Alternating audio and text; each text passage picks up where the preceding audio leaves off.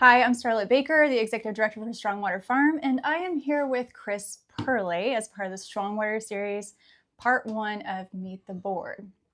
Right? So, Chris, you've been, your role here at Strongwater has definitely changed throughout the years, and I'll definitely aim to dive into that a little bit. Right now, being the treasurer, you've been the treasurer now for roughly how long, would you say? This is my second year Okay. being officially the treasurer. Okay. But I've been involved with the Yes. financials in the background, working with the treasurer and other board members for like 10 years or so. Awesome. Yeah. Awesome. Yeah. So you have a lot of the history, and I'm sure you've seen a lot of the progress over the last decade. Yeah. Right, of Strongwater, and kind of how we've evolved in the organization that we currently are today. And it's fascinating to hear the story. Yeah. Every single person has a different perspective, a different thought process of like how things worked out, their view on it, and kind of how Strongwater has touched them in their lives. Right. And that's the purpose of the Strongwater series, is to get after individual stories that make this organization so fantastic. Right. And so like, I don't know, I'm mesmerized day by day, just between the equine partners that we have, the team members that we have. The board members have been incredibly generous and supportive. That's been my experience as the executive director, which I'm deeply appreciative of. So I'm super excited to do this. I love the idea of interviewing you. So thank you so much for taking the time out of your busy schedule. It's good to be here. Yeah, yeah. All right. So why don't you go ahead and start off? Tell us a little bit about you, your family, and just like all things Chris Perley family. So I'll just start out a little bit with my background. And, I've been coming to Strongwater since 2006. So I'm a 20-year veteran. But I grew up in Connecticut. I got master's degree in biochemical engineering from MIT and an executive MBA from Boston University. Okay. And then I went to work for over 40 years. I worked in the pharmaceutical industry. Working in biopharma, big international global biopharma companies like Roche and Wyeth, which is now part of Pfizer, and BMS. And then I've also worked in little biotech companies who I won't even say the name because no one have heard of them. But interesting tidbit is, so I worked in companies that had anywhere from 14 people to 140,000 people. 140,000 people. That is huge. Yeah. So, in that kind of work, my role was in drug development, bringing product candidates from the research labs to the commercial market. I was very involved in manufacturing and supply chain kind of operations, and then just general management. So, like some of the things that I did were was on a lot of different product development teams that were really interdisciplinary teams that were looking at the product candidate in the clinic. Was it efficacious? Was it safe? And doing everything you need to do to get the FDA approval to go on the market. In general management, I was a vice president and general manager of a big research development and manufacturing site. Like 2,000 people worked there. Wow, that's huge. And did a few major construction projects. The largest was a grassroots, really construction and startup, a grassroots facility that was a manufacturing facility, and it was, in today's dollars, that was a $1.5 billion budget. Oh, great. Yeah, that was a big project. Yeah. So those are some of the backgrounds I have that that I bring to this. Now, what got me here is I have a son with autism. Right. Brian is, I always have to do the math. He turns 27 next month, 37, 89 to 27. Yeah, that's 36, I guess. Next month, February. Next month. Any big plans? Yeah. No, we'll have his birthday party. Yeah, like he does with his program, and then one with us at home. Yeah. But we Brian, he's so autism is this broad spectrum disease, Right. and just in like 2 sentences, so people can understand where he comes from. The medical diagnosis, it's got like level 1, 2, and 3, with 3 being the most severe, and Brian's like a 2.5. He's like between 2 and 3, so just to give people. But he showed his love for horses. Like his 2 things, trains and horses. Why is that? Actually, there's a lot of people with autism that like trains. So Really? yeah, Okay. yeah. You go to train Lots to shows learn. and you see the special people that are there. Okay. Okay. Yeah. All Yeah. right. But Brian liked horses. So if we're driving in the country and they were, horses in a pasture, he'd want to stop and watch them for a while. You go to a fair and there were pony rides, you'd want to go on a pony ride. And if there's a statue of a horse, be it, a great big one like on the, Boston Common, Right. or, just a little porcelain one in a store for sale. He always wanted to look at the horse. So we just knew he liked horses. And is that still the case today? Right? Yeah. It's wonderful. He's not so much interested in the statues, the real horses. Yeah. The real horses. The real one, horses. 'cause, Yeah. got it. And so my wife learned about when he was in school, a youngster, I don't know, 5 to 10 years old, somewhere in there. One of his school programs took him to a therapeutic riding center. And so that's when, my wife Vicky was going with him. That's when we learned about it. And then, shortly thereafter, this place, which I would drive by to work every day on East Street right out there, but it's, really, like, we didn't have the indoor arena then. So you really didn't even know it was there. But Right. I saw horses and I just like, oh, that's therapeutic riding. So we came here, and that's how we got involved. And of course, Brian took right to it because, Vicky already knew he liked doing it at the other center. And it was also just a good for Brian and I with doing chores. Like Brian likes to stay busy. He likes structured activities to do. And so, coming here and doing chores, things like we would do mucking, and we would do, cleaning up the paddocks, Right. and more recently measuring out grains for the horses' breakfast and dinner. But he loved doing that. And so here's a quirky thing about Brian. I love quirky. Let's do this. He is fascinated by a horse pooping. Okay. He is just fascinated. The closer, the better. Okay. Got And it. you're like staring. So he loves being in the paddock scooping the manure because he's close to the horses, and not so much now, but in his earlier years, if he saw that tail go up, he was he'd right there. he'd run over the horse. Oh, jeez. So he and to this day, like pretty much every Saturday, we go and we scoop manure. Not in the winter. In the winter, we're doing grains, Yes. but Yeah. it was inside, right? But because in the winter, all you have is poopsicles. Right. Yeah, poopsicles. That's A little hard to scoop up. They absolutely are. You need a chisel a lot of times to Yeah. get them off the ground. They're just so frozen. Got it. But it was just it's a different aspect because Brian with his autism and his fairly severe, he's in his, again, especially his younger years, because he's gotten better and better over the years and the decades, more in tune with society and communication. But he was very much internal focused, so it's very hard for me to interact with him and do things with him because he's Right. But we learned from an early development specialist that we went to is you got to meet him in his world. So whatever he likes and does, that's where you have to interact with him. That's your medium, Right. So we got to come here and do things together, and he would be, in the external world, and Be happy. we'd be, well, and I'd be happy too. Well, yeah. I know that I've personally experienced and witnessed you and Brian doing grain together and talking together, and the eye contact and the direct communication and stuff. And I've seen you with a wheelbarrow and with Brian, and you guys going out and picking up paddocks. And I'm just like, wow, this is We're a great. team. We each have our own set of tools. This is awesome. You know, that father and son duo. Yeah. Yeah. that we absolutely love to see here at Strongwater.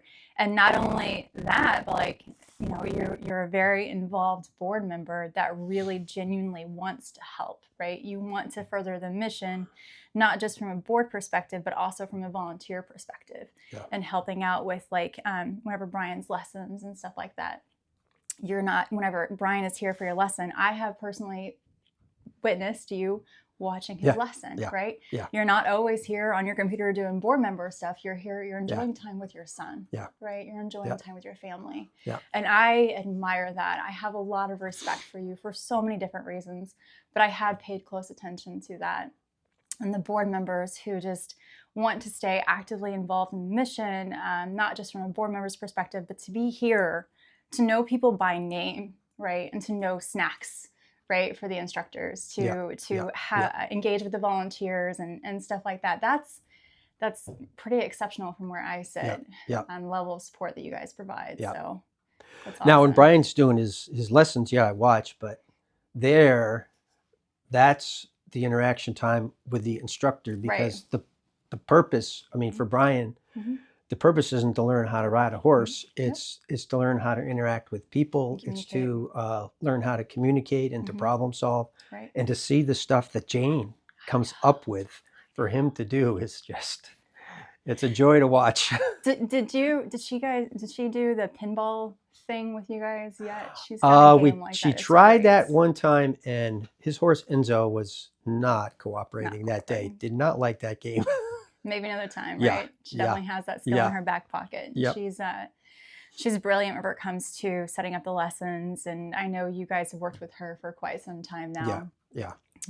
So it's really beautiful to watch you being the parent here and watching your son and interacting with the clients, or I'm sorry, with the instructors and the volunteers and stuff, and you know, even like the rings on Enzo's head or whatever, right? It's just fun.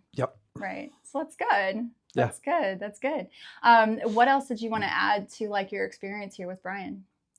Oh, that's good. I think that that kind of covers that. Yeah. Awesome. Awesome. All right. So, Vicky, right? I've seen her volunteer. Vicky. Your wife Vicky. I've seen her volunteer too, which is fantastic. Again, that whole family aspect of it. What are kind of some of her thoughts? So she, you know, Brian and I, when we come here together, we're kind of more into the chores with the horses in the barn. I mean, I did some sidewalking kind of volunteering too, but Vicky got into that and she fell in love with it. She did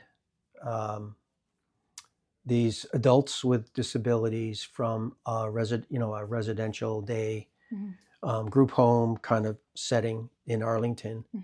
And she loved working with those guys and the veterans. Her father was a veteran, and I think that's what attracted to her. But she used to, with the guys from the group home, she was a sidewalker and in the arena and, you know, doing the walk trot, running along next to him. And then, Vicky's getting her knee replaced in 3 weeks. Geez. So it was quite a few years quite a few years ago that she just had to stop being a sidewalker. But, you know, now she's works with the veterans where it's on the ground work, it's unmounted work. And so you can be a volunteer and help out that way without needing to trot alongside the horse. Right. But she, and that was, I mean, that's part of why we're so involved here. I'm so involved is, you know, if Vicky hadn't loved it so much too, you know, it's just kind of this thing I'm doing with Brian, but it's really the whole family. It's a family thing. Yeah. Got it. I absolutely love that. So switching gears a little bit, right? So we talked about your family and what brought you to Strongwater and the benefits that Strongwater provides to you and your family, right? I want to switch gears a little bit to MJ, the founder, right? As I understand it, you guys talk on a regular basis and checking in and stuff like that. And over the last 10 years, you said, like what's your connection with MJ? Yeah. What's been the relationship? What's been, from your perspective, what's been her passion, her vision when it comes to Strongwater? Yeah. And kind of how has it evolved from your perspective? Yeah. So, on Saturday mornings, Brian and I would be in the paddock scooping, and I just noticed this lady would come and, kind of be going into the barn and whatever. And so after a while, she just like sauntered over and said, "Hey, how are you guys doing? What are you guys up to?" That sounds like her. Yeah. Because she, of course, had seen us there, Saturday after Saturday in the paddocks scooping manure. And, where she was coming from is she wanted to make sure that, we were getting something out of it. She wanted to make sure, like, hope they didn't like stick those 2 volunteers in the paddock shoveling Saturday morning, Yep. So she came and checked us out and introduced herself, and are you getting something out of this? Are you enjoying it? And we explained to her, like I just did to you, like we love this. So that just shows the kind of person MJ is she wants to make sure people are giving to the farm. She wants to make sure they're getting something out of it. And she, she was the founder, and she had the vision, and has the vision for this place. And so she was always trying to pull people in, to get involved into the grow of the farm. So we would run into each other and she'd talk. And there was a time where got this big grant that included all that wood fencing that's out in the paddocks. Right. Because we had some other, like, paddocks were like 1/4 of the size they are now. But she got a grant to put paddocks fencing up out there, and it was like, it's probably like around $75,000 project. So I told her, hey, I do project management at work. Do you need somebody to manage this program? Because it involved, a fence company and putting in the fence. It involved digging the trench, an excavating company to dig the trench for the water pipes, to have the spigots and all Right. that. It involved some grading. So there's a lot of different companies involved. It involved surveying, and design of the paddock, all those things. So a lot of different organizations involved in it. So she probably, maybe even unbeknownst to me, kind of recruited me into it. But I jumped in with both feet. Sounds like it. Both feet. And then in 2011, she asked me to join the board, and that really changed my relationship with Strongwater, because it's a whole different role compared to being a parent of a client and a volunteer. Right. Yeah. So MJ always had the vision. I mean, right from she kind of started this. People know the history of giving wagon rides to some of the patients in the hospital, and then kind of turning it into a therapeutic riding center and getting it certified, path certified, and started in the early 2000s. I forget the last year, but she always had the vision to have an indoor arena. And so that was just something, that she was working on and growing the organization. Yeah, I'm telling you, having that indoor arena really was a game changer. I talk about, that space all the time, and being able to continue services throughout the entire year. Yep. And extending our days beyond what was just, daylight time, right? Because especially in the winter time, having to close things up. So that's awesome. So that definitely sounds like MJ, how she kind of finessed that conversation. Be like, hey. Yeah. And then, moving on from that. So, and how the organization has grown then. Right.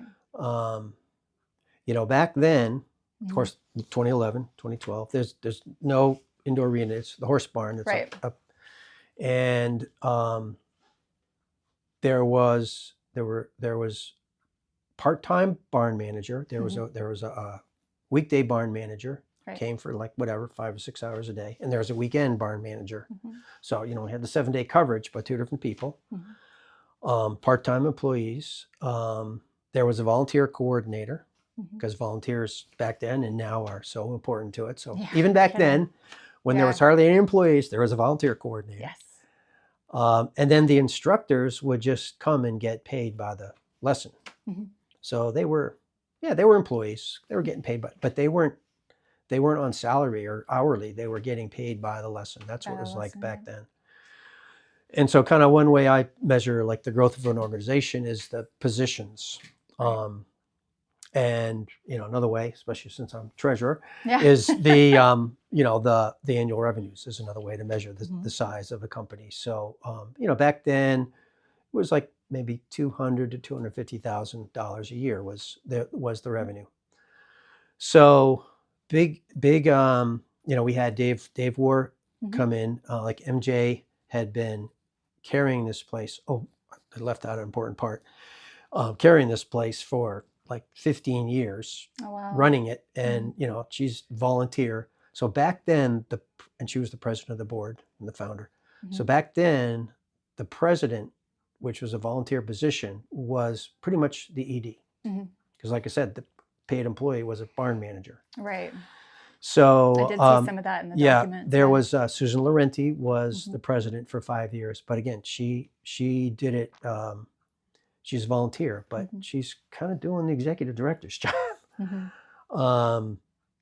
And so in right around there, 2012, 2013, Susan did it for 5 years, and she said, like, I'm done.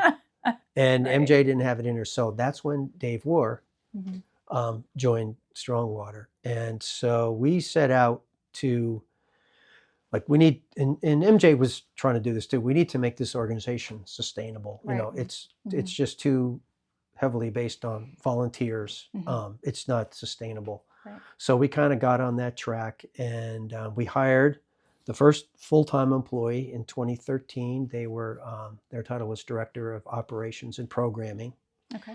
So that was the first full-time employee at Strongwater.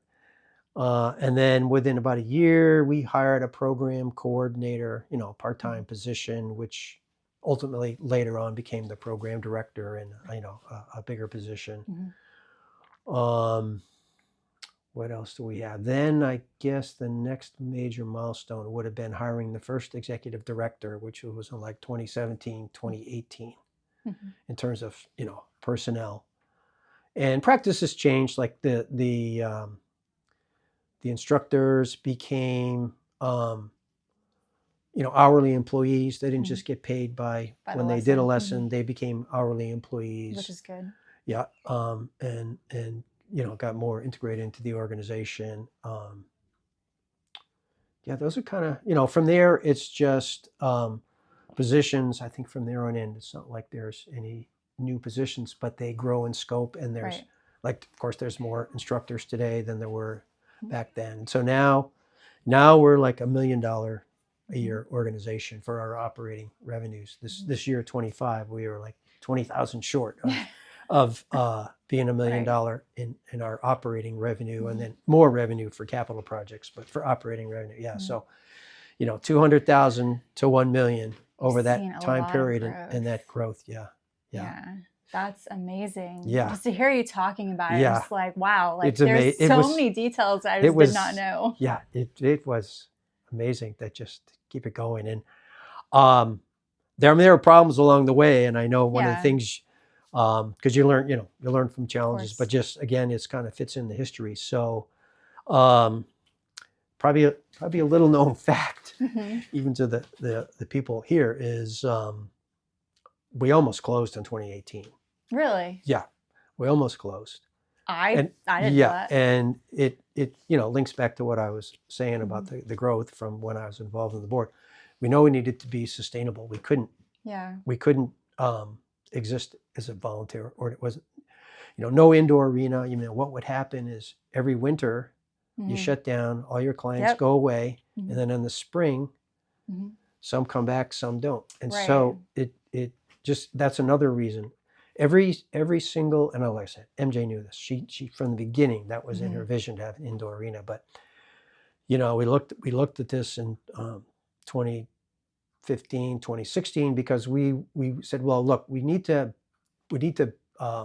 like build a sustainable Mhm. operating organization. Have paid employees, be able to show people we have clients, Mhm. we have, the need is out there. Look, we have all these clients, and show that we can, raise money and be a sustainable organization. Because if you're trying to go out and raise, ultimately the arena costs about $2.5 million. Yep. People want to see there's something solid here, Right. that they're going to make It's this worth investment, investing. that this organization is here to stay. So we were Mhm. trying to do that, and it just wasn't getting there. Yeah. We kind of set some 3-year business plan. It wasn't getting there, and we kind of recognized that in 2017. And it was we started questioning it then, and we said, I think I was a champion of this. Like, let's give this really what we did. Yeah. Because we did a 2018 business plan, and we had very measurable goals. We had we need to have more active board members. So we said, we had like half a dozen board members. Yep. We need to get to, I forget what the number was, but we set a goal for number by the end of 28, number of active board members. Set a goal for number of clients that we served in one session. Had goals for that makes a lot of sense. lesson revenue, Yep. and contribution revenue, fundraisers, Yep. donations, grants. Mhm. We fixed some operational issues that we had, and they were not easy goals. No. They were not easy goals. I imagine not in this industry anyway. Because we've been trying to get there and we hadn't been able to. So we set them, and we had our first board meeting of the year and said, this is what we got to do, or we're going to do an orderly shutdown next year. I kind of said, I don't think people know that, because we didn't really tell the staff this, Yeah. right? Yeah. Obviously the executive director knew. Yeah. But we didn't. So, well, you and I are here talking, so Yeah. you know how it came out. Must be doing something Yeah. right. You know how it came out. We did it. 25-year We did anniversary. it. We're here. Yep, we did it. So we've made but it. that was Quite the challenge. yeah. And I mean, I'll tell you, I think it was just all those 6 or 7 board members, they all knew, like, what we're doing here is important. It makes a difference. It's worth We're fighting for. we're helping people in the community. We're healing, we can't let this stop. And I think it just, we kind of had we basically had it like, set a goal, moment, yep. or if you don't do this, you're going to fail. It's going to end. We had to set that for ourselves. Yep. That's good. Yeah. That's good. And we did it. We did it. Yeah. So that same core group of board members, I imagine, had a lot of influence and drive and direction to get this thing really gaining some traction, right? Yeah. And really moving into that growth and really putting into practice the plan and the vision that was to be Strongwater. Put ourselves in a do or die situation. Exactly. And sometimes you have to do that. It's what we needed. You got to hold your own feet to the fire and be like, hey, yes, I believe in this. I'm going to do what it takes to go ahead and see this through. So let's, pull up our pants and go. Yep. Right? Or roll up our sleeves and go. Yep. So that's good. That's good. It's interesting to hear more of the details. There's a lot of that I didn't know. Right. Of course, like I'm still learning, I'm still growing in this position. And the more I'm talking to different board members and different people involved in the community who know of Strongwater and all of these different people and all supporters and stuff, it's just, everyone has their own story, right? And in their own way that Strongwater has helped them and the challenges that they've seen, take place and grow from, right? So it's really good. That's good. I definitely appreciate all the details and the energy behind it. Dave War, of course, if you wouldn't mind, like, tell me a little bit about him too, like, in his role in it, because I loved that man. I'm not gonna lie, he opened his arms to me and just like was sending all these different emails all the details, all the background on so many different parts of Strongwater and the history and how it's grown and some of the challenges that I needed to be aware of, right, going into this, and gave recommendations about how to work through some things. And just his personality is just, I don't know, it's infectious, right? I couldn't help but smile and laugh whenever you talk to him. He's just that kind of guy. I remember one meeting last year, it was during a finance meeting, and I was pitching the budget, and I was like, yeah. And then Dave was like, okay, I'm happy. And I was like, you're happy? He was like, yep, I'm happy. And I was like, okay, good. I made it good in Dave's book. I'm good. Yep. So that's little tidbit of my story with Dave. So tell me a little bit from your perspective about Dave and like Memorial Fund that we have going. Yeah. In honor of him and how that kind of impacts Strongwater. So Jan O'Neill was one of the early board members. Mm-hmm. She was there when I got there, and only MJ could tell you when she started. Yeah.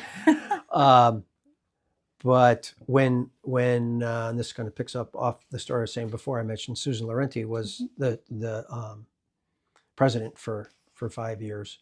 Right. So when she kind of said, I'm done, we were thinking, okay, like who can be the next president? And Jan's husband Rick had worked with Dave.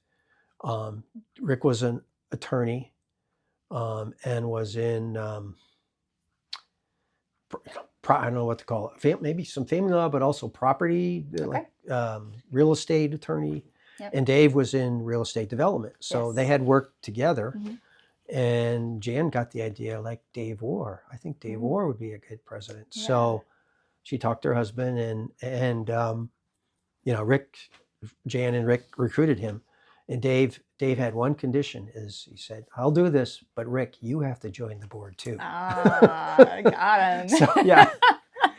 So Dave really brought in a level of professionalism. Like a good way to illustrate that is one of the first things he did is he went to the, premier therapeutic riding center in New England. Right. And they offer different training courses, but one of them was probably, I don't know what it was called, but more the board role and the executive director role. And he just, MJ made some introductions for him to the executive director there. And he just really got a custom visit and, talk with people and ask the questions. So he really brought a level of professionalism and kind of got a business person's perspective of, we talked about that sustainability, like what's it going to take to do it and how does it work and how do other therapeutic riding centers make this work?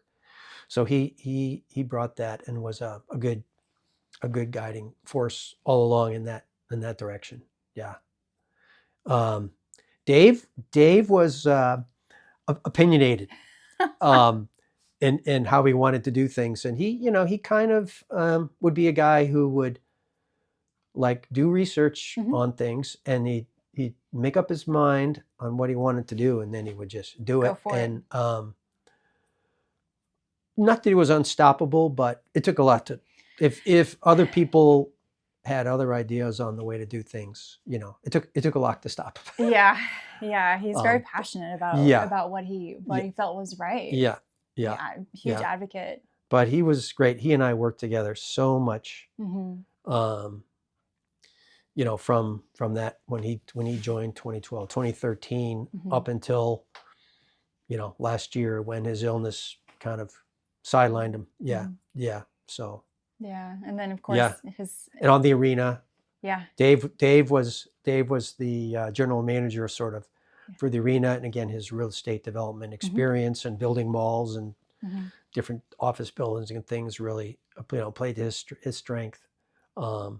So we worked a lot on that arena together too, and on the design and So I really feel like based on everything that you've said so far, I really feel like the right people were in the room at the right time in order to see this organization stick to it and to grow. Right. You had to have that to make it succeed. Right. Right. And even that's even true, I feel like, for now, I'm not familiar with anybody previous to Maria, but Maria was here at the right time for her. 'Cause Yep. she She was the really, first executive director. Yep. she did phenomenal work She setting up did. the team and Yep. like getting stuff organized. And then Joni with her tech knowledge and kind of bringing it into an updated infrastructure as far as like the technology is concerned and stuff Yep. like that. All masterminds in their own way. Right. And I've learned a lot from anyone in this seat before who I've met. And I've definitely taken the advice and trying to be like, okay, well, how can I make this position my own as the executive director now? Yep. And then, you know, meeting Maria as a volunteer and then Joni eventually, and just learning a lot from her too. Like I said, you have the right people in the room at the right time. Yeah. To really see it through. So that's good. Yeah. And then whenever it comes to the benefits that Strongwater has seen based on the challenges, right? So I really feel like we've positioned ourselves, now that we're in our 25-year anniversary, right? Our silver anniversary. We have a lot of potential still that we can meet and we can grow even more. And yeah. I'm floored that I have the opportunity to be here. To be honest, thank you for putting up with me. Like I say on a regular basis. And I'm just grateful for you and your story and all of the different people that really built this organization and seen it through. Yeah, you know, we have 12 acres here, leased land from the state of Massachusetts, right. But it's, I think all my children will be deceased before the lease runs out. Right. It's a long time. And I'd say maybe we're using half of it. So we can grow a lot more here. There's Yep. We have access to a little over 400 acres, of course, with the trails across the street. Of course, you know, that kind of presents some challenges, but we work through it as we can. And the trails on the back side of the paddocks too. Yep. We have potential for more programming space and more like team space too in the growth and development plan that we're kind of working out right now. So it really is, it's awesome to just pause for a moment, recognize where we've been, recognize who we are and how far we've come. And looking back at the videos that we've done in the past, like again, just recognizing, okay, what it took to get here, right? What community of support that it took to get here. And then the generosity. 25th anniversary is kind of a good time to do that pause and reflect on that, isn't it? Yeah. Yes. Actually, I recently posted on LinkedIn about that very thing, like referencing some of the videos that we posted previously to YouTube or previously to Vimeo, and just taking that moment of pause and reflection and be like, hey, like we are doing this. I'm not going to say we're done because we're not, but we're doing this and we're growing to be a pretty strong success story. Yeah, I mean, for nonprofits, I guess it's always been tough, but it's tough now too to be sustainable financially. You're never done. No, you're never really done, especially if you want to, you know, have a lasting legacy, right? And then anything that can tell a story, have an impact on just the culture and the community is always worth noting and worth fighting for. In my book, I think it's awesome. As far as like over the next few years or whatever, you as a board member, right? So going back to you specifically and your family, how is it that you kind of are feeling like your position is helping Strongwater and like kind of some of the ideas that you have in mind for Strongwater as a board member? Yeah. Going forward. So I think there's a few areas for me to focus on. Like one is transitioning some of the things that I do as mainly now as in the financial area to you as the executive director, and you know being a mentor for you and for you to learn how to do that. I remember when I interviewed you talked about how you handle your own personal family budget. And that gave me confidence in you being able, like, okay, she just make, you know, some things to learn, but she's going to be able she's going to be good at that. She'll be able to do that. So that's one area. Another thing that I'm really stoked about is, you heard about my experience in the past with drug development. So, for 40 years, I worked developing drugs to make people's lives better. Right. And I think one of the reasons that I was smitten by this place, besides all the things with my son, is it's equine therapy. It's a therapy that makes people's lives better. And so as I retired 3 years ago, but this thinking I've had for a long time, is running research studies, participating in them here at Strongwater. So excited about that. There is, there's tons of anecdotal evidence, anecdotal stories, and I've seen them here myself, not just from my own son, but many, many other clients, that there's a benefit to it. But the kind of rigorous scientific evidence of what equine assisted services, EAS, can do is it's really in the last 5 to 10 years that it started to develop, and it's a field that's just getting going. And medical things take a long time. It's going to take a long time. It's research. It's going to take a long time, but I'm really excited to have. It's in our 3-year plan to have Strongwater be a site that we want to participate in some of these clinical trials that'll be run by, MDs or PhDs, and be a site where the work is done and be a part of moving the whole industry, the whole field forward. Being universally recognized as a therapeutic style of assistance and help. That's great. And it's, evidence-based, showing what it can do and what it can't do. Right. What does work, what doesn't work.